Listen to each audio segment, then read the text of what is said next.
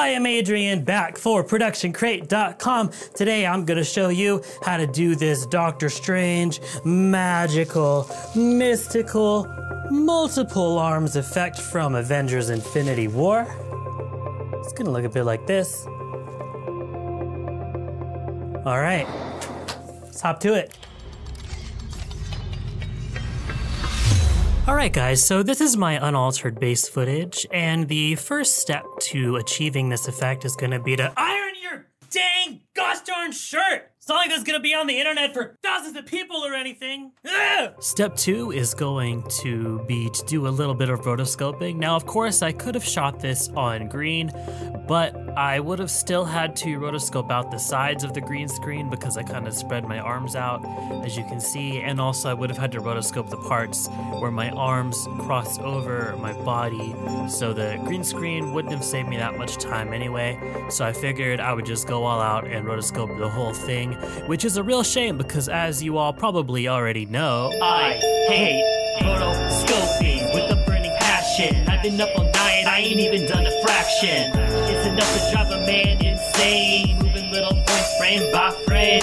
So what you want to end up with here is actually 3 separate rotoscoped mats. You want one for each arm and one for the rest of the body. A lot of times when I'm doing rotoscoping, I like to apply the refined soft matte filter. Sometimes that'll help make your edges look a little bit less artificial. Sometimes it works well, sometimes it doesn't work that well, but it's usually worth trying. And then I'm actually going to go ahead and pre-render these because we're going to be doing some time remapping to them. And if you try and remap pre-composed footage with animated masks in it, a lot of times the masks are going to interpolate different than the actual footage, and you're gonna end up with some wonky results. So let's just go ahead and pre-render those real quick.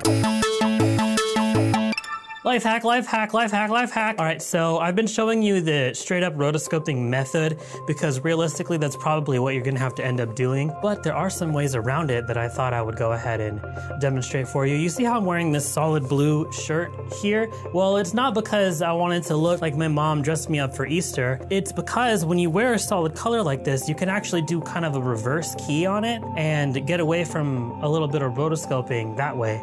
And then also, since it just so happens that I am the palest boy on the internet, I can use the extract filter to separate my skin from this relatively dark background and save myself some rotoscoping that way.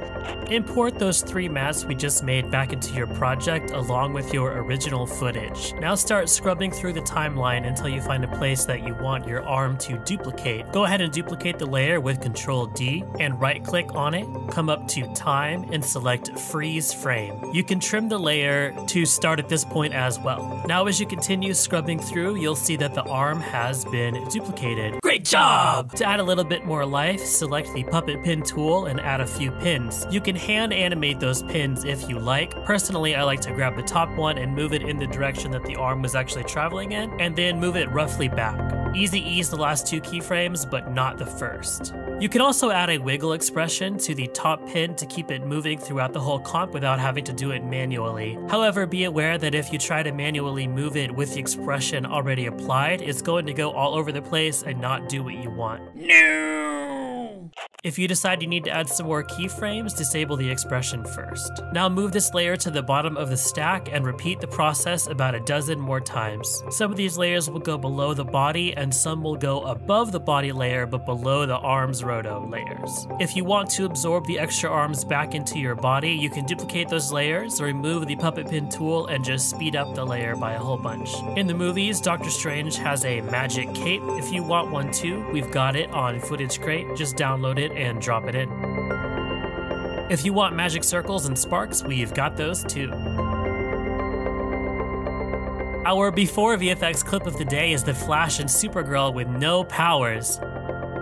If you ever start to feel silly recording your videos, don't worry about it. The pros look silly too, just do your best. And remember to make it awesome. Later, creator.